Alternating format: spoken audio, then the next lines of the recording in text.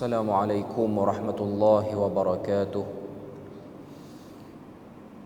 إن الحمد لله نحمده ونستعينه ونستهديه ونستغفره ونعوذ بالله من شرور أنفسنا ومن سيئات أعمالنا. من يهده الله فلا مضل له ومن يضلله فلا هادي له.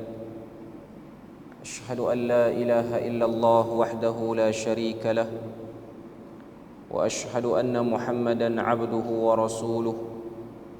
يا أيها الذين آمنوا اتقوا الله وقولوا قولا سديدا يصلح لكم أعمالكم ويغفر لكم ذنوبكم ومن يطع الله ورسوله فقد فاز فوزا عظيما. الحمد لله الذي بنعمته تتم الصالحات. ربنا آتنا من لدنك رحمة وهيئ لنا من أمرنا رشدا.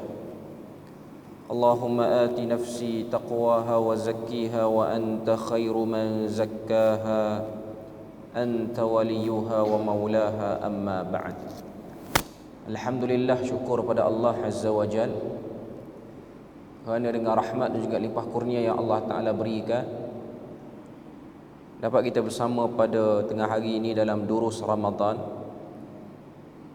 Antara perkara yang perlu untuk kita renungi bila mana kita bangkit setiap hari ialah apa yang telah diucapkan selepas daripada salat fardu subuh yang terkandung dalam wirid yang diajarkan oleh Nabi SAW yang berbunyi, Allahumma inni as'aluka ilman nafi'a wa rizqan tayyiba wa amalan mutaqabbala.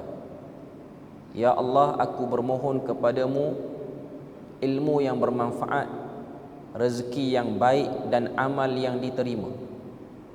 Bacaan ini diselitkan oleh Nabi dalam wirid selepas daripada selesai salat subuh, dan juga diletakkan oleh para ulama sebagai zikir pagi. Apakah yang ingin diisyaratkan, hikmah yang ingin ditunjukkan daripada pengucapan doa tersebut? Kalau kita tengok dalam doa tersebut mengandungi 3 perkara utama yang dipanjatkan. Yang pertama ialah ilmu yang bermanfaat, yang kedua ialah rezeki yang baik, dan yang ketiga ialah amal yang diterima. Bila mana kita ucapkan di awal pagi, kita sedar waktu kita ucap tu, antara benda yang kita kena buat ialah bila mana di akhir malam sebelum pada tidur, kita fikir balik daripada doa yang kita ucapkan pada awal pagi yang dah kita lalui ni, dah sehari dah kita lalui ni, di manakah dalam kehidupan kita tu yang ada padanya ilmu bermanfaat? Di manakah dalam kehidupan sehari ini adanya rezeki yang baik? Dan di manakah dalam kehidupan sehari itu kita telah melakukan amal yang diterima? Nabi mendahulukan ilmu yang bermanfaat kerana ilmu itu lebih utama berbanding rezeki. Manusia kalau dia tiada ilmu, dia akan ambil semua benda di atas muka bumi ni tanpa dia peduli halal dan haramnya.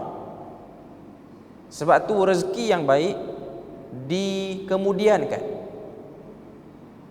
Maknanya nak sebut pada kita daripada doa yang Nabi ajar tu, ilmu yang bermanfaat akan menyebabkan satu orang itu dapat rezeki yang baik. Daripada rezeki yang baik itu, dia ambil, dia konsum, dia makan dan minum, memberi kekuatan kepada tubuh badan dia, dan akhirnya dia melakukan ibadat. Ibadat tu pula ialah ibadat yang diterima oleh Allah Azza wa Jalla. Kalau kita tengok, bila mana kita berada dalam bulan Ramadan yang mulia ni, ibadat yang paling terasa sekali ialah berpuasa ataupun menahan diri daripada makan dan minum. Dalam menahan diri makan dan minum itu, yang paling teruji sekali ialah kesabaran menahan. Sebab tu dalam hadis Nabi sebut, as-sawmu li wa ana ajzi bihi. Puasa itu ialah untukku dan akulah yang akan melipat gandakan balasannya. Yang paling besar bagi orang berpuasa ini ialah bersabar. Sebab tu pada tengah hari ini saya nak kongsikan kepada tuan-tuan ayat terakhir daripada surah Ali Imran. Allah Ta'ala sebut pada ayat terakhir dalam surah Ali Imran. Surah Ali Imran ni ada 200 ayat. Ayat terakhir, A'udzu billahi minasyaitonir rajim. Ya ayyuhalladzina amanu isbiru wa sabiru wa rabitu wattaqullaha la'allakum tuflihun. Maksud dia, wahai orang beriman, bersabarlah kamu dan kuatkan kesabaran kamu. 2 kali perintah sabar di situ. Pertama sebut isbiru, yang kedua sebut wasabiru. Lepas tu sebut warabitu. Warabitu maksudnya ialah bersiap siaga, menjaga diri. Walaupun perkataan rabitu ni dia lebih menunjukkan kepada kesiapsiagaan menjaga perbatasan negara daripada dimasuki oleh musuh, maknanya dia merujuk kepada ketenteraan lah. Tapi perkataan rabitu di sini ada maksud yang lebih khusus. Kemudian perintah untuk bertakwa pada Allah Ta'ala, natijahnya kamu akan dapat kejayaan. Ayat ni dia punya style susunan dia macam ayat perintah puasa. Ya ayyuhalladzina amanu. Ayat ni pun ada ya ayyuhalladzina amanu. Kutiba alaikumusiyam kama kutiba alal ladzina min qablikum. Diwajibkan ke atas kamu puasa seperti mana orang-orang terdahulu diwajibkan berpuasa. Natijah daripada puasa, la'allakum tattaqun. Yang ni natijah daripada sabar, menambah kesabaran, bersiap siaga, bertakwa, berjaya. Ayat tentang puasa, siapa puasa dia dapat takwa. Ayat 200 Ali Imran, siapa sabar, kuatkan kesabaran dia, tambahkan kesiapsiagaan dia, takwa pada Allah, dia berjaya.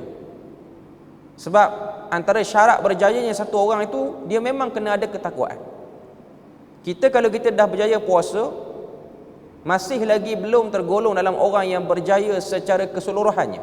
Masih lagi ada benda-benda yang untuk diteliti. Sebab tu kalau kita tengok pada ayat ini, pertama sekali ayat ni dijadikan sebagai bacaan harian Nabi.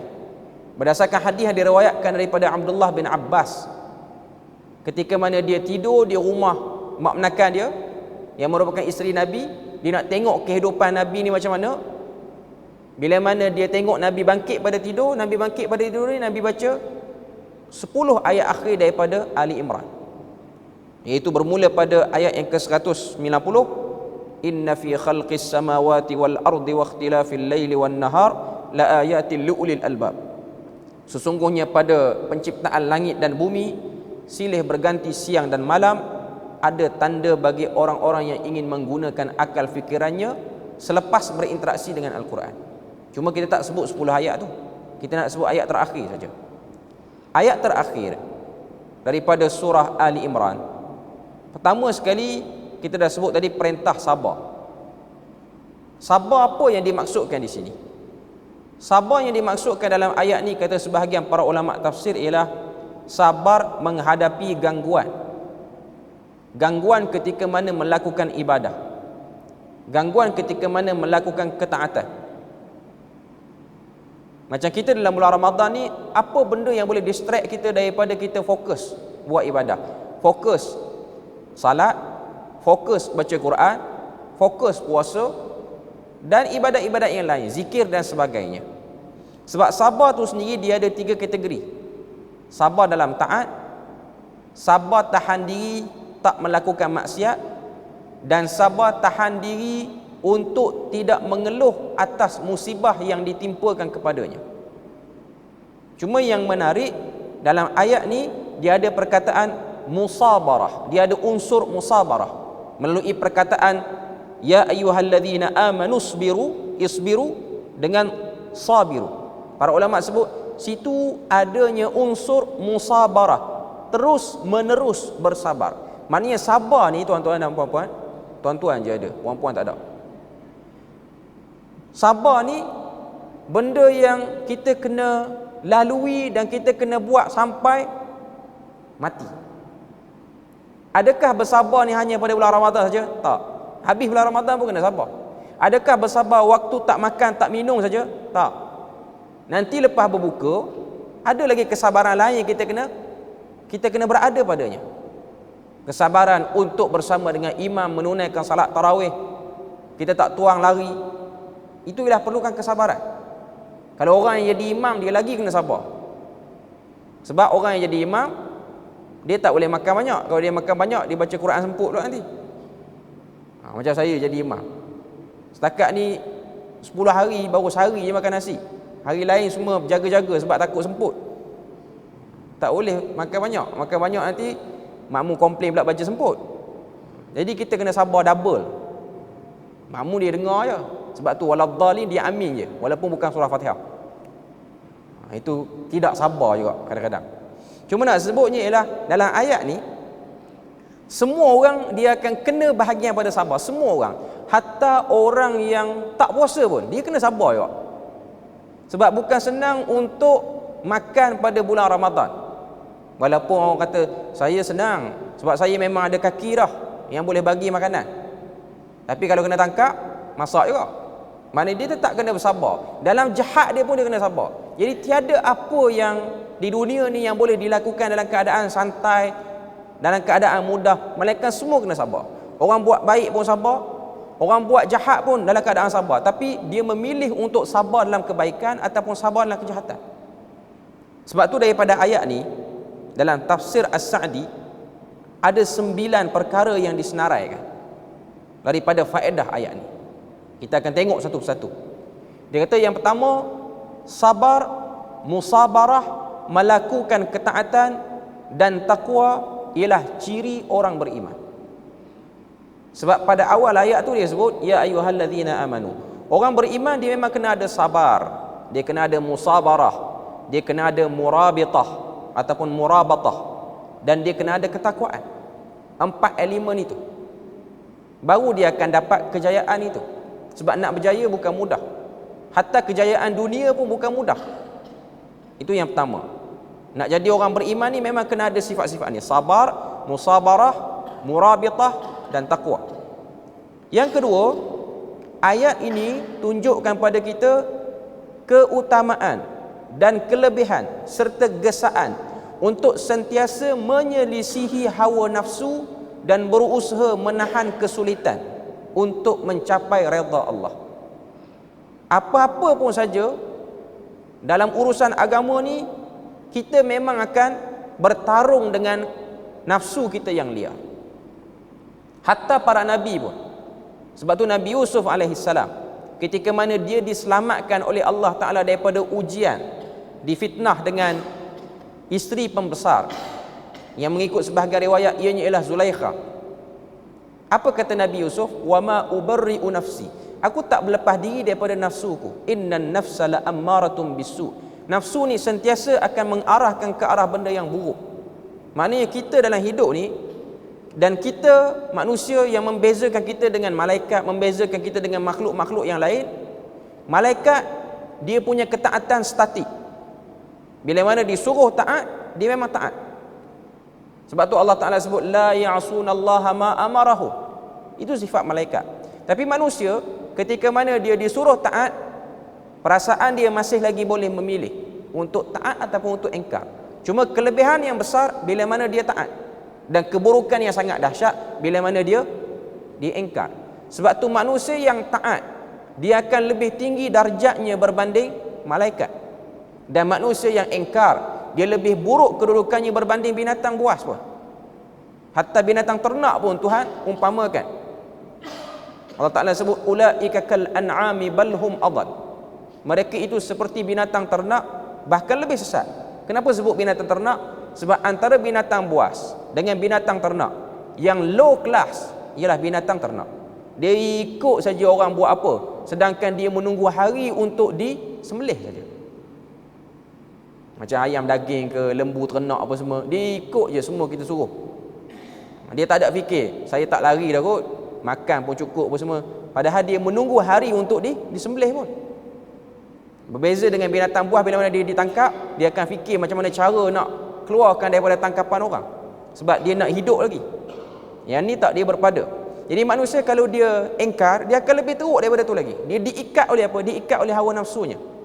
Jadi ayat yang ke-200 ni, keutamaan untuk sentiasa ada kesedaran berperang dengan hawa nafsu. Yang ketiga, perbezaan antara isbiru dan juga sabiru. Isbiru, tahan diri untuk satu pihak saja, kita sedang tahan.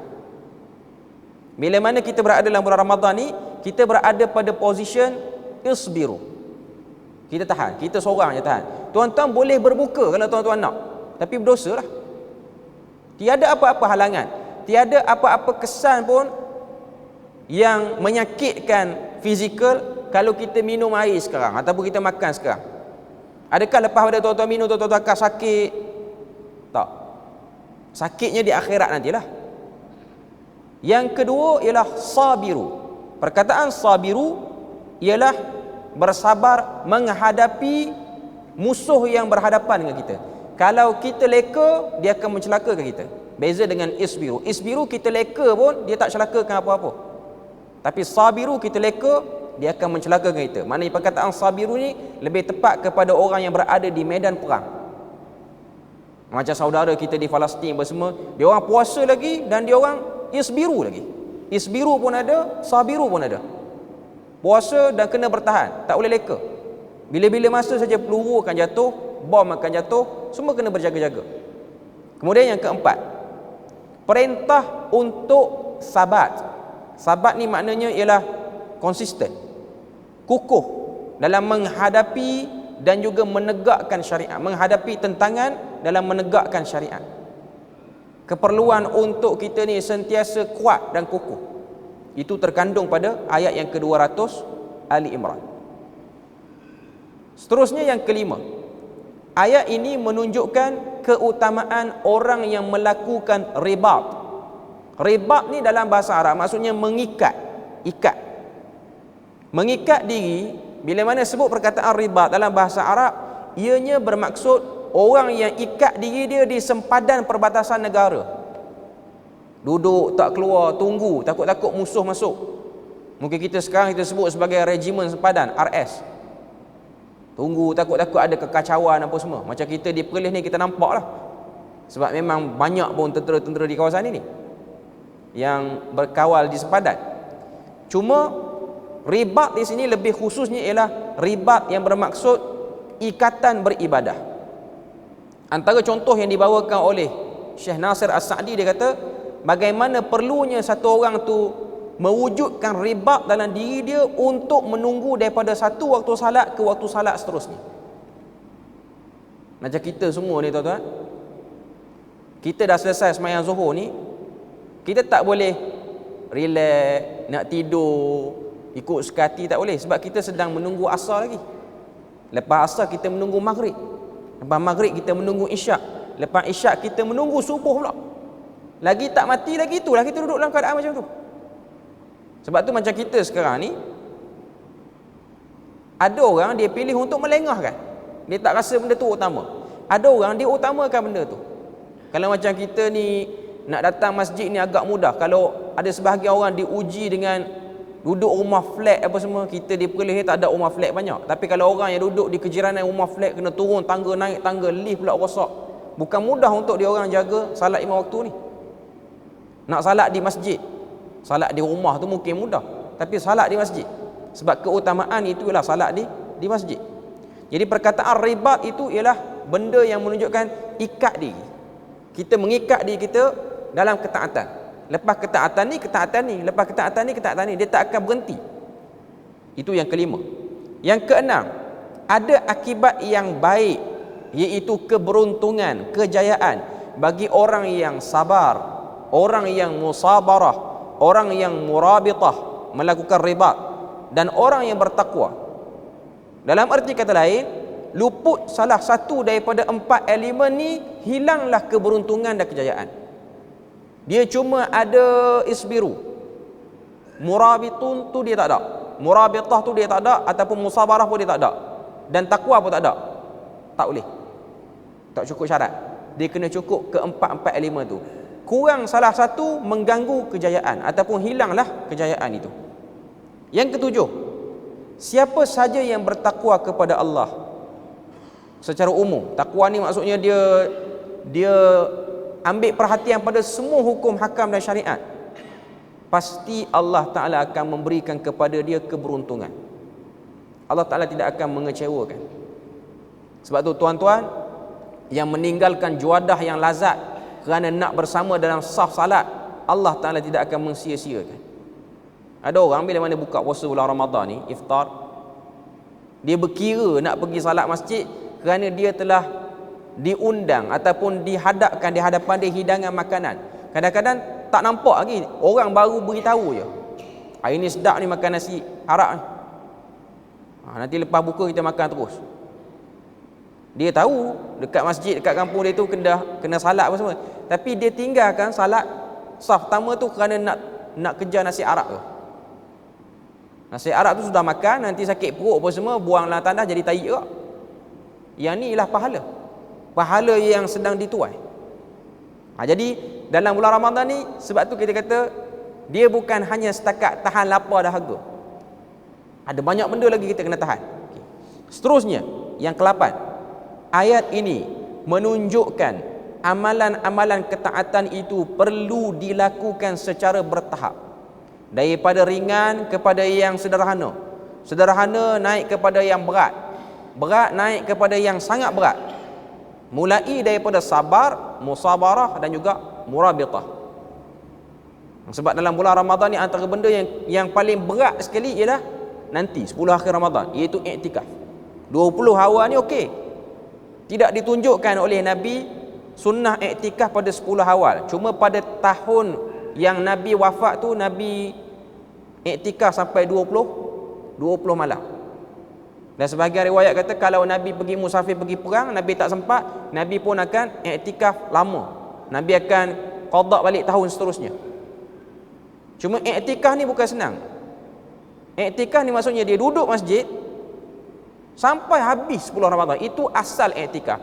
Masuk saja 10 akhir Ramadan, sampailah nak ke malam raya tu, dia tak keluar masjid. Yang afdalnya macam tu. Bukan senang. Tanpa orang kerja, orang ada tanggungjawab, nak beli makanan apa semua, macam-macam benda nak fikir, nak urus keluarga apa semua. Tapi yang afdal ialah yang macam tu. Yang paling kemas sekali yang macam tu lah, tak keluar langsung.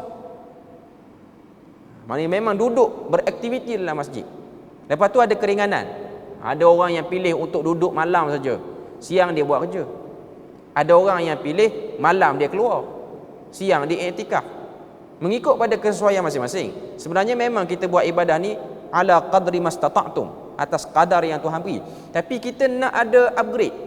Dia macam kita dalam bab urusan dunia, kerja. Ada orang dia tak suka kerja dengan statik, duduk pangkat sama, nak kena naik pangkat.